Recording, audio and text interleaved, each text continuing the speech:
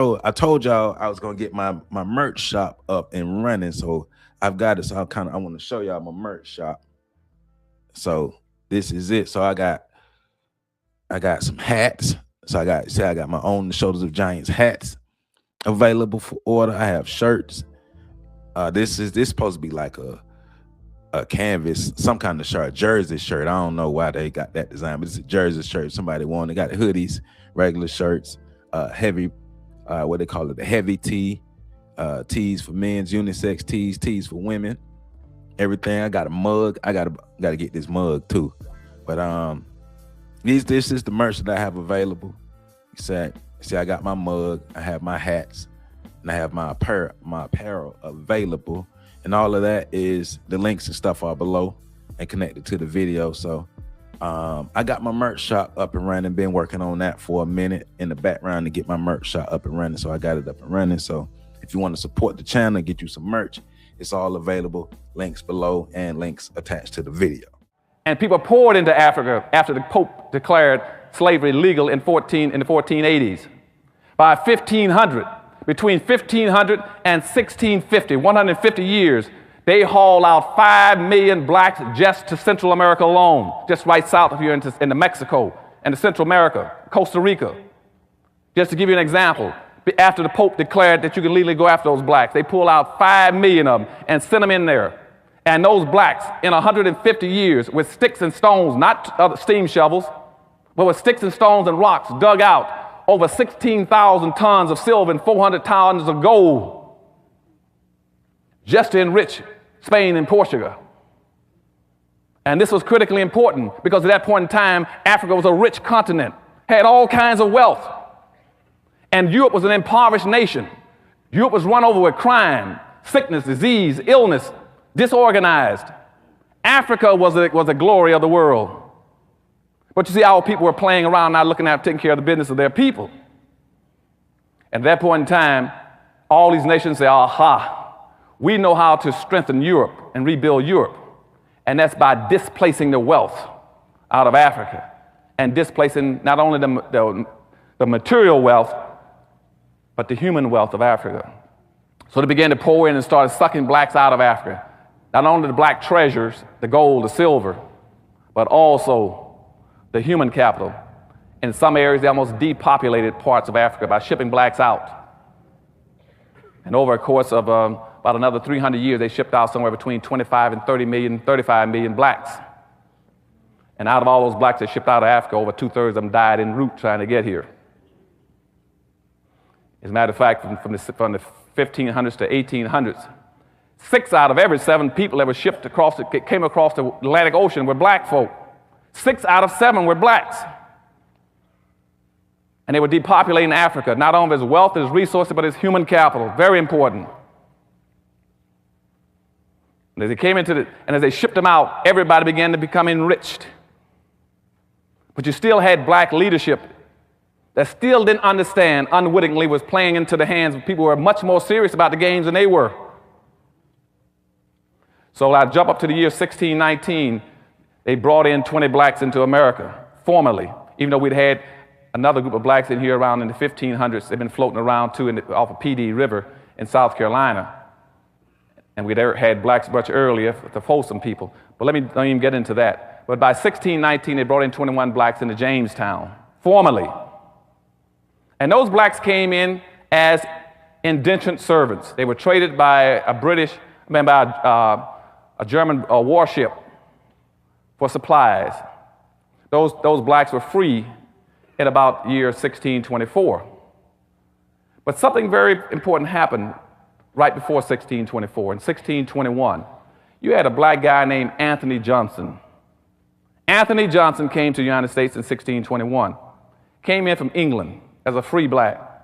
At the same time, you had those other 20 black slaves brought in here in 1619, the first 20 blacks. But this black came in as a free black in 1621. He came in, and then since he was coming in from England, not from Africa, he then declared himself a free black, declared that he wanted head rights. And head rights in those days says anybody coming to the country can get 640 acres free right off the bat. Then plus you can get another 500 to 600 acres for every slave that you own. He immediately went and had 13 blacks He brought in then, we got him 13 black slaves. He's black. So within a few years, about 15 years, he was one of the richest blacks in the colonies. But he was enslaving his own people. Now, going up to 1638, Maryland colony then put out a public edict that laid the cornerstone for racism in this country, saying that now that black folk coming into this country and they began to intermingle with whites and socialize like Johnson and trying to integrate, we got to pass a new law. So the state of Maryland put out a law called the Doctrine of Exclusion. The Doctrine of Exclusion says that no black shall be permitted to enjoy the fruits of white society. That was in 1638. Now, Johnson was still had it. He's really built up his land now. He had all kinds of land and a whole bunch of slaves, getting close to about 70, 80 slaves now. And a white guy went over to one of his plantations. And one of the black slaves there, named John Castor, asked him, says, why am I a slave here with this guy? He says, I didn't know that. He says, he owns me for life. How does he own me for life? And the white fellow who was a plantation owner also said, look, he doesn't own you for life. You know, didn't you contract for indentured servantship? Indentured servantship normally runs 5 or 7 years. What do you mean he's got you for life? This black guy said, I've been working for this Anthony Johnson, this black slave plantation owner, for almost 27 years. The guy said, well, just run off and leave. Forget about him. You don't have to keep working for him. So the black slave, John Castor, ran off. But guess what happened? Anthony Johnson then went to court, and he sued the white plantation owner who had encouraged the black to run off. Sued him in court, and the court accepted Anthony Johnson's claim against this black slave, saying that he owned that slave for life. Now, what happened there never had ever happened on the history of the earth with black folk and in this country, where all of a sudden a person laid claims against an individual for the rest of his entire naked life. And it was a black man. And once that court decision was made, whites picked it up and said, aha. So by 1665, all the states then started passing enslavement laws. They went back and took the doctrine of exclusion and say, now, the doctrine of exclusion with Maryland says that black folks shall always be excluded and never be permitted to enjoy the fruits of white society. But after listening to the court decision for Anthony Johnson, we got a good thing going now. So they took that same doctrine and expanded it. And now the doctrine says that not only shall black folk be excluded, subordinated, non-compensated, non-competitive managed workforce for the personal comfort and wealth building of white society. That became the enslavement codes, both explicitly and implicitly. And all the states began to enact it then, based on Anthony Johnson's ruling in court that he owns another black person for life. Now the system picks up. We jump now up to about 1704. 1704, there's a black kid. There are a whole bunch of slaves coming in from Africa on a slave vessel called the Eagle. The Eagle is heading towards America. There's a young black boy on there, along with some other older slaves. The slaves decide to revolt on the ship. And they took over and knocked the captain down, took over the ship, and took the weapons, and we're in a fight to take over the control of the ship and head it back towards Africa. And as one of the older slaves grabbed a machete, and he said he's going to kill the captain so they can completely have control of the ship, as he swung at the captain, a young black slave jumped up and got in the way and protected the captain and took the blows himself, which chopped off one of his arms and protected the captain. And by protecting the captain was able to recover the control of the vessel, put down the insurrection, and they then hung all the blacks who were trying to revolt, except the young black kid who was only 19.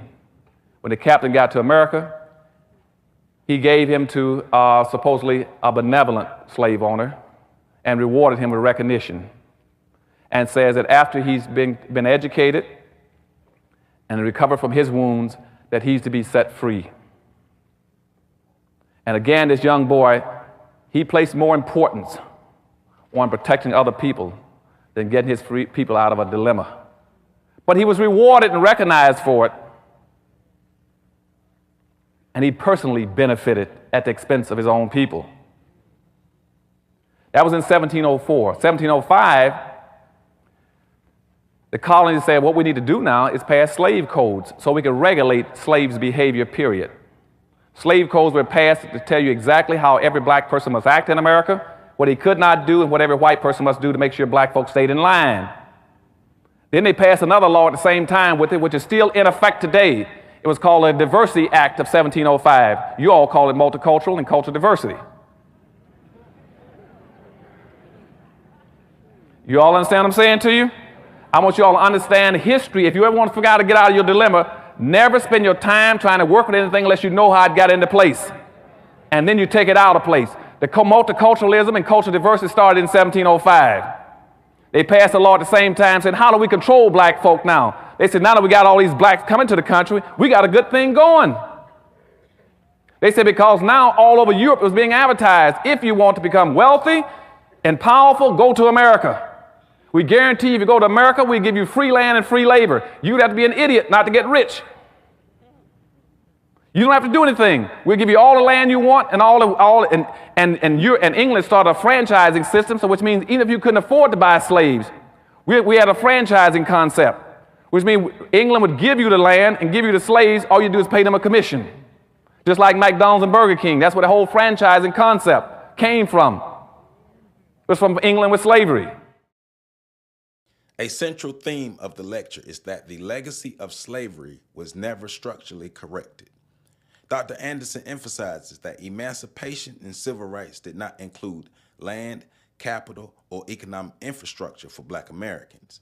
Instead, Black people were encouraged to integrate into white society without owning the businesses, land, schools, or financial systems necessary to compete. He notes that before integration, Black communities owned more internal institutions than they do today, and afterwards, ownership declined even further. Without group-controlled resources, Black America lacks the economic foundation required to compete with other racial and ethnic groups that prioritize group economics and self-preservation. Dr. Anderson directly challenges the belief in meaningful intergroup alliances. He asserts that no racial or ethnic group operates for the benefit of Black Americans. Each group advances its own interest. Power, he explains, does not require being the numerical majority. It requires ownership and control of wealth, land, institutions, and political leverage. He illustrates this by showing how Hispanics surpassed Black Americans in population beginning around 2001 and are projected to permanently displace them as the second largest population group. Meanwhile, Asians, though smaller in population, have surpassed Black Americans in wealth accumulation, giving them disproportionate economic power. According to Dr. Anderson, these groups are not merely coexisting with Black America, they are directly competing with it. Hispanics leverage population numbers for political influence, while Asians leverage concentrated wealth for economic dominance. Black America, by contrast, has lost ground in both areas. Dr. Anderson stresses that this outcome is not the result of chance or bad luck, but deliberate social engineering. Black Americans were shaped through policy, education, media, and economic exclusion to adopt self-destructive behaviors and perspectives that undermine collective progress. As a result, many fail to recognize how power actually functions in a competitive racial system. Dr. Anderson identifies two major factors crippling Black empowerment: the maldistribution of wealth in America and the inappropriate behavior of Black Americans themselves. He defines inappropriate behavior as the inability to identify one's enemy, engagement in self-destructive actions, and the failure to control one's life's economy. He defines inappropriate behavior as the inability to identify one's enemy, engagement in self-destructive actions, and the failure to control one's life economically, politically, and and socially. He argues that Black Americans often make excuses for mistreatment, fail to protect their collective interest, and misunderstand racism as merely personal prejudice rather than structured competition. In a system built on racial competition, Dr. Anderson warns groups that fail to organize around power will be stepped on. The lecture ultimately calls for a fundamental shift in Black consciousness, changing how Black Americans see, think, and behave in order to survive and thrive in a hostile, competitive society.